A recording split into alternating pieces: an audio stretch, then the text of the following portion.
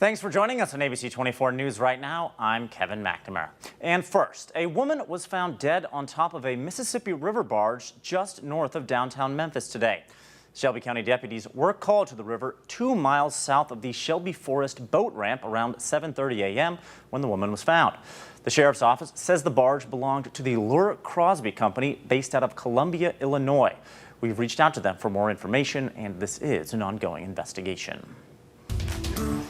And right now, a man who police say is connected to a Friday morning shooting on Highway 51 is in custody in Tipton County. Earlier today, police arrested 21-year-old Dalton Richard, who is on your screen now, after he turned himself in. Tipton County Sheriff Shannon Beasley says police responded to the shooting on Highway 51 at 7:45 Friday morning, where Covington police found a red Mustang that was hit by gunfire. Now, police are still looking for a woman who they believe is 21-year-old Cassie Carpenter, pictured here next to Richard.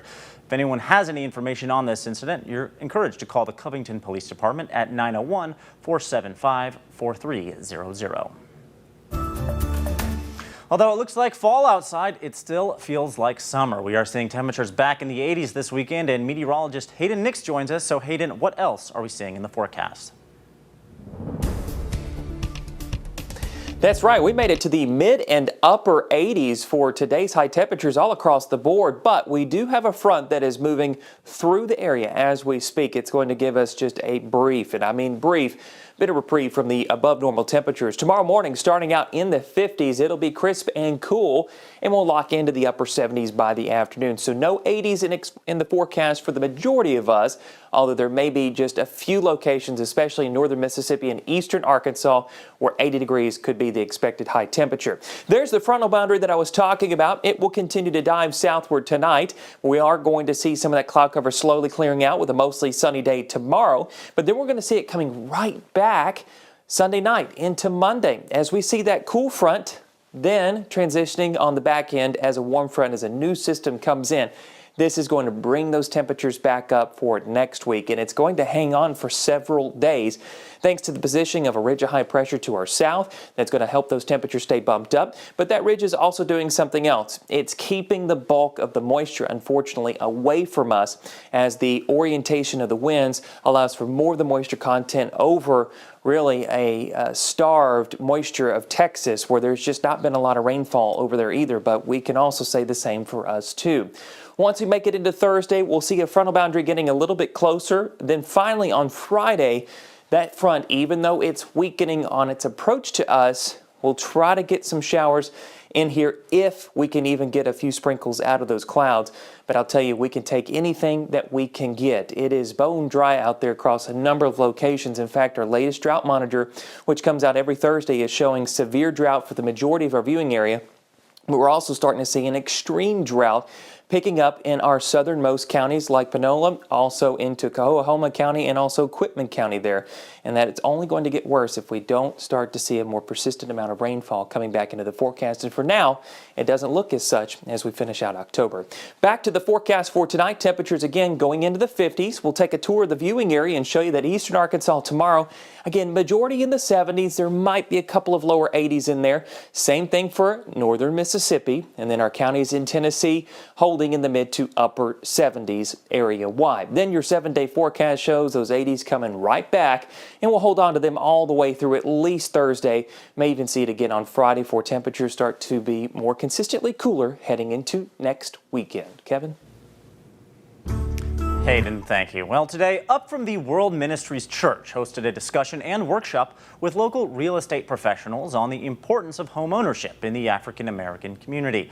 The event connected Memphians with professional help on home buyer education and financial literacy, like building credit and choosing the right loan.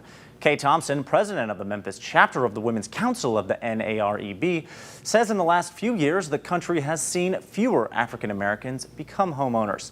She says that's certainly the case in Memphis, where outside investors have bought up plenty of properties.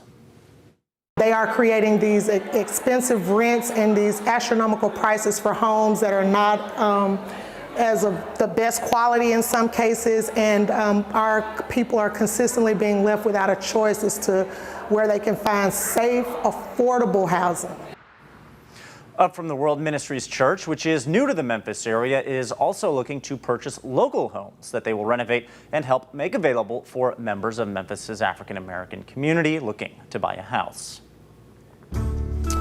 And in efforts to promote positive leadership and fatherhood while strengthening family dynamics, today the Mount Vernon Baptist Church hosted Each One Reach One, a fatherhood forum.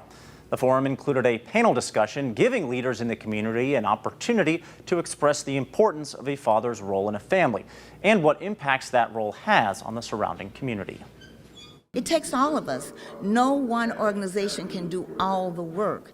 But when we come together unified, bringing all of our resources together, pooling ourselves to where we begin to look like a community ourselves, it will work. I'm convinced of that. There were also free health screenings, free food, free haircuts, and on-the-spot job hiring at the forum.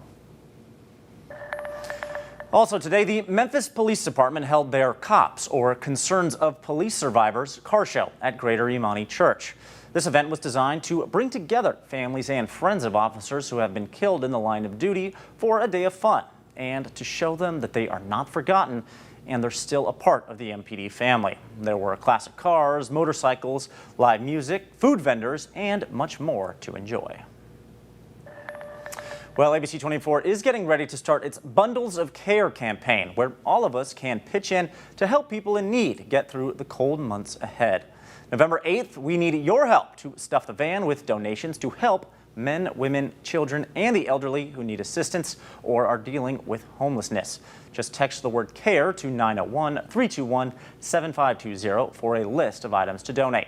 The ABC24 team will be at Catholic Charities of West Tennessee, accepting your bundles of care all day long on a Wednesday, November 8th from 7 a.m. to 7 p.m. Their offices are in Midtown at 1325 Jefferson Avenue. ABC24 is also listening to your community concerns, seeking solutions for problems in our city, asking who you want to be held accountable. We are visiting different neighborhoods, and Bartlett, you're up next. Let's Talk 24 is happening Thursday, November 9th at Oak Grove Missionary Baptist Church from 5:30 p.m. until 7:30. It's located at 7289 Stage Road. To register, scan the QR code on your screen or visit abc24.com for the registration link.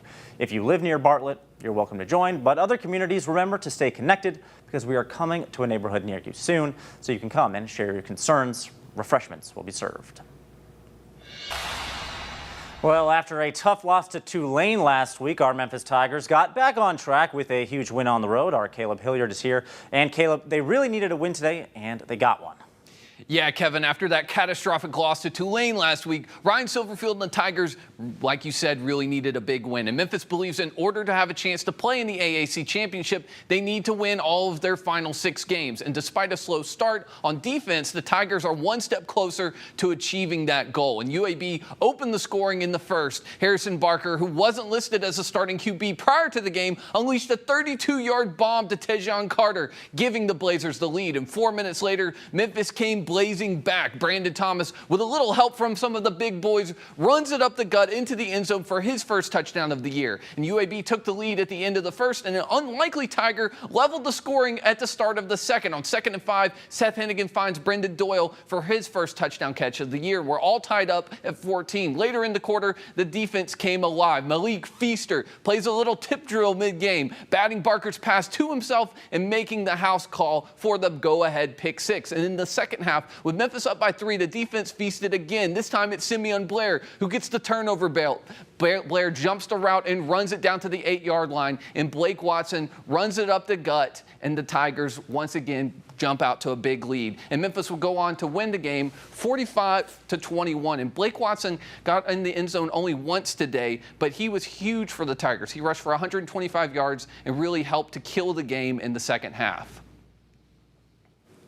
Caleb, thank you. Obviously, Memphis getting that big win that they needed, but they need to stack together a couple more wins. Do we think that they can run the table here and get something done? I think so. They have an easy game next week against North Texas. They do have FSMU in their second to final week, but at the end of the year, they have Temple, who Temple are abysmal. They're bottom of the conference, so I think that they can do it for sure. Okay, well, we'll be rooting for them here at ABC24. Caleb, thank you. And thank you for watching. We'll see you back here at 10.